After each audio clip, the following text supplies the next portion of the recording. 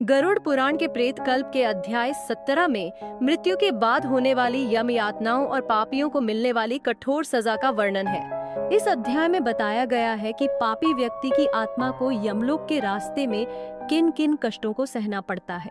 गरुड़ पुराण अध्याय 17 की कथा का सार इस प्रकार है। यमदूतों का आगमन। जब कोई पापी व्यक्ति मरता है तो उसके प्राण निकलते ही अत्यंत भयानक यमदूत वहां उपस्थित हो जाते हैं। वे आत्मा को बलपूर्वक पकड़ते हैं और उसे यमलोक की ओर ले जाते हैं। कष्टमय मार्ग। यमलोक का रास्ता अत्यंत दुर्गम और कष्टों से भरा हुआ है। इस मार्ग में 6 दुर्गम जंगल, 7 समुद्र और बहुत से कष्टदायक पड़ाव आते हैं। पापी आत्मा को इस रास्ते पर अकेले चलना पड़ता है और उसे भूख, प्यास तथा थकान से बहुत पीड़ा होती है। यम यातनाओं का वर्णन। यमलोक में पहुंचने पर पापी आत्मा को उनके कर्मों के अनुसार कठोर यातनाएं दी जाती हैं। इस अध्याय में कुछ प्रमुख यातनाओं का वर्णन है। तप्त वैतरणी नदी। पापी आत्माओं को वैतरणी नदी पार करनी पड़ती है, जो खून, मवाद और अन्य अपवित्र पदार्थों से भरी हुई है।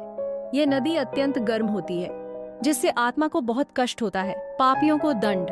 पापियों को अलग अलग प्रकार की सजाएं दी जाती हैं, जैसे तेल के गर्म कड़ाहों में डालना, धारदार हथियारों से काटना, लोहे की गर्म सलाखों से दागना। पापी के कर्म।